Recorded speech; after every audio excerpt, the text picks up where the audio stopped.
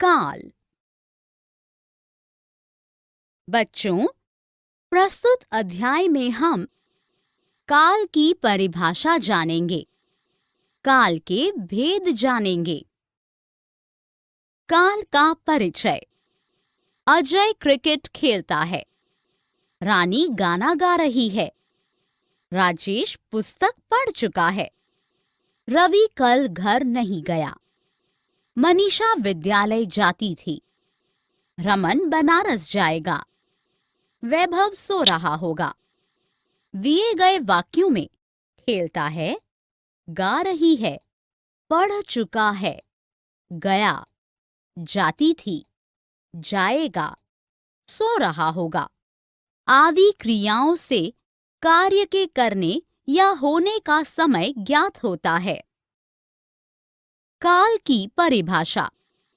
क्रिया के जिस रूप से कार्य के करने या होने का समय ज्ञात होता है और उसकी पूर्ण अथवा अपूर्ण अवस्था का बोध होता है, उसे काल कहा जाता है। जैसे 1. कविता पढ़ती है। 2. सविता नाचती थी। 3. लड़के खेलेंगे। पहले वाक्य में क्रिया वर्तमान समय में हो रही है। दूसरे वाक्य में क्रिया पहले ही समाप्त हो चुकी है तथा तीसरे वाक्य की क्रिया आने वाले समय में होने वाली है। इन वाक्यों की क्रियाओं से कार्य के होने का समय प्रकट हो रहा है। काल के भेद। काल के 3 भेद होते हैं। 1. वर्तमान काल, जो समय चल रहा है या जिससे वर्तमान में चल रहे समय का बोध होता है, उसे वर्तमान काल कहते हैं। जैसे राजा गाता है। 2.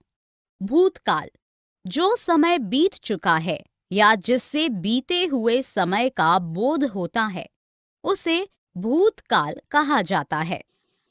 जैसे वह गाता था। 3. भविष्यत काल, जो समय आने वाला है या भविष्य में होने वाली क्रिया को भविष्यत काल की क्रिया कहा जाता है। जैसे राधा कल गाएगी। आओ दोहराएं। क्रिया के जिस रूप से कार्य के करने या होने का समय ज्ञात होता है और उसकी पूर्ण अथवा अपूर्ण काल के भेद। अब तक आपने सीखा क्रिया के जिस रूप से कार्य के करने या होने का समय ज्ञात होता है और उसकी पूर्ण अथवा अपूर्ण अवस्था का बोध होता है, उसे काल कहा जाता है। काल के 3 भेद होते हैं: वर्तमान काल, भूतकाल, भविष्यत काल। बच्चों, प्रस्तुत अध्याय में हम वर्तमान काल के विभिन्न भेदों को जानेंगे, भूतकाल के विभिन्न भेदों को जानेंगे, भविष्यत काल के विभिन्न भेदों को जानेंगे। काल के 3 भेद होते हैं। वर्तमान काल, क्रिया के इस रूप से वर्तमान समय का बोध होता है। जैसे पूजा पढ़ती है। उपर्युक्त वाक्य में क्रिया के वर्तमान समय में होने का पता चल रहा है, अतः यह क्रिया वर्तमान काल की क्रिया है। वर्तमान काल की पहचान के लिए वाक्य के अंत में ता, ती, ते, है, हैं आदि आते हैं। वर्तमान काल के भेद। वर्तमान काल के 6 भेद होते हैं: सामान्य वर्तमान काल, अपूर्ण वर्तमान काल, पूर्ण वर्तमान काल, संदिग्ध वर्तमान काल, तत्कालिक वर्तमान काल, संभाव्य वर्तमान काल। भूतकाल, क्रिया के इस रूप से बीते हुए समय का बोध होता है। जैसे वह लिखता था। वे पढ़ते थे। सीता कविता पाठ करती थी। उपर्युक्त सभी वाक्य बीते हुए समय में क्रिया के होने का बोध करा रहे हैं, अतः ये भूतकाल के वाक्य हैं। भूतकाल को पहचानने के लिए वाक्य के अंत में था, थे, थी आदि आते हैं। भूतकाल के भेद। भूतकाल के 6 भेद होते हैं। सामान्य भूतकाल, आसन भूतकाल, पूर्ण भूतकाल, अपूर्ण भूतकाल, संदिग्ध भूतकाल, हेतु हेतुमद भूतकाल। भविष्यत काल।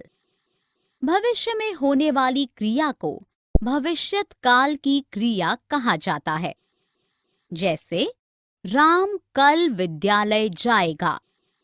उपर्युक्त वाक्य की क्रिया से पता चलता है कि कार्य आने वाले समय में पूरा होगा, अतः यह भविष्यत काल की क्रिया है।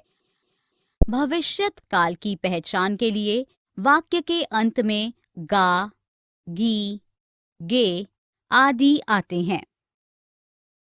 भविष्यत काल के भेद। भविष्यत काल के 3 भेद होते हैं। सामान्य भविष्यत काल, संभाव्य भविष्यत काल, हेतु हेतुमद भविष्यत काल। आओ दोहराएं। वर्तमान काल के 6 भेद होते हैं। भूतकाल के 6 भेद होते हैं। भविष्यत काल के 3 भेद होते हैं।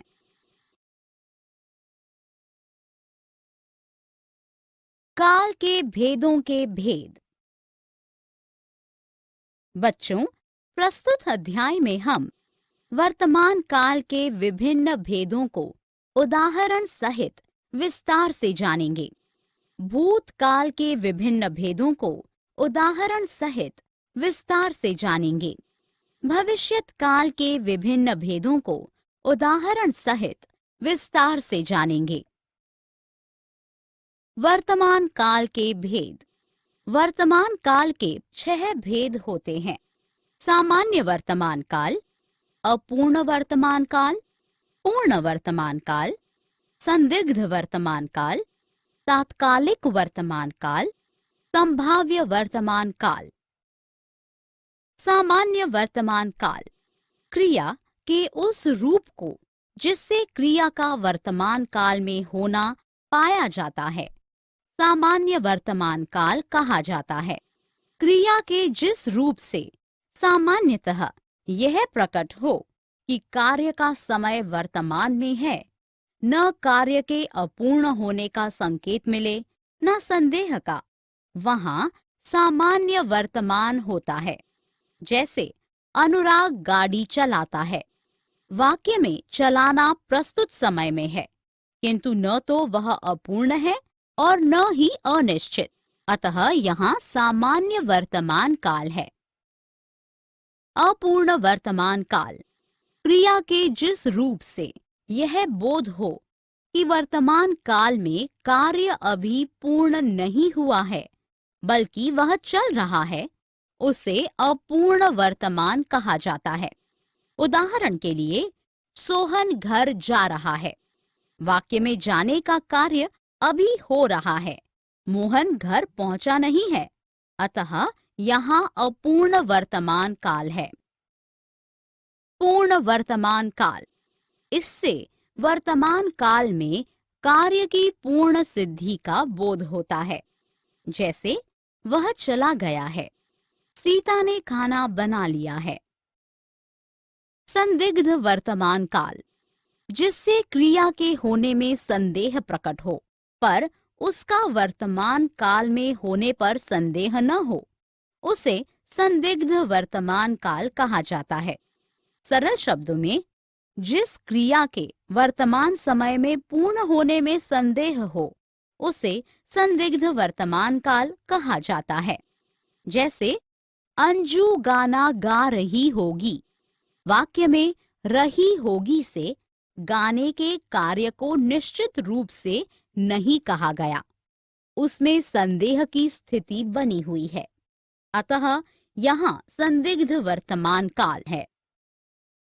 तात्कालिक वर्तमान काल क्रिया के जिस रूप से यह पता चलता है कि कार्य वर्तमान काल में हो रहा है, उसे तात्कालिक वर्तमान काल कहा जाता है।